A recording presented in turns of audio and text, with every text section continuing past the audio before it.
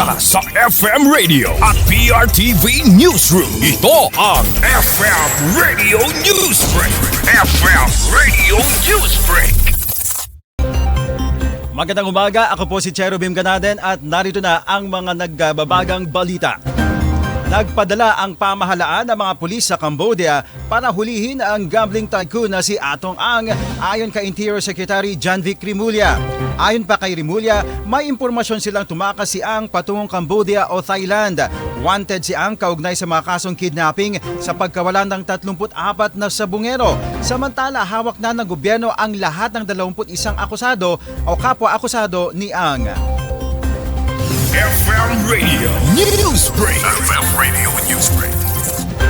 Samantala sa iba pang mga balita, nagpalabas ang Presidential Communications Office ng video kung saan nagpapakita ng health update si Pangulong Ferdinand R. Marcos Jr. Nagbigay siya ng pagtitiyak sa sambayan ng Pilipino na siya ay nasa magandang kalusugan at handang bumalik sa trabaho. Nagpasalamat din ang Pangulo sa lahat ng dasal at mga pagbati para sa kanyang paggaling. Ayon sa kanya, ito ang isa sa mga nagbigay ng lakas sa kanya upang makapag-focus ulit sa kanyang mga trabaho at tungkulin bilang Pangulo.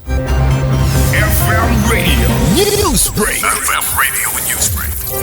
At sa ating panghuling balita, good news sa mga ka-vice nating OJTs na mag-aaral. Inaprubahan na ng House Committee on Higher and Technical Education ang House Bill number 2778 o ang Student Internship Allowance Act na magbibigay ng one-time na 10,000 pesos allowance sa mga estudyanteng makakatapos ng required internship, practicum o kaya naman on-the-job training. Sakop nito ang mga mag-aaral mula sa CHED Recognized Higher Education Institution at TESDA Accredited Technical Vocational Schools.